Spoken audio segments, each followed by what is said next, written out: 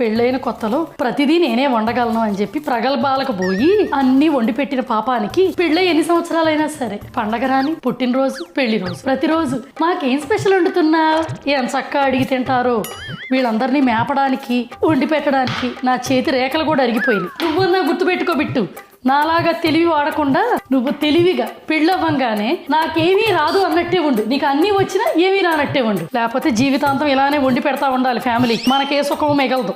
మమ్మ నాకు తెలివి చాలా ఉంది, నువ్వే చెప్పావా వచ్చిన రాదు అని చెప్పాలి. సెకండ్ టేబుల్ వస్తే థర్డ్ ఫోర్త్ అంటావు.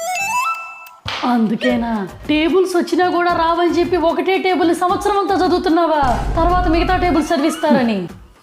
కర్మ అంటే ఇదే కావాల, ఇది పుట్టిన తర్వాతే నాకు అర్థమైంది కర్మ బౌన్స్ బ్యాక్ అంటే.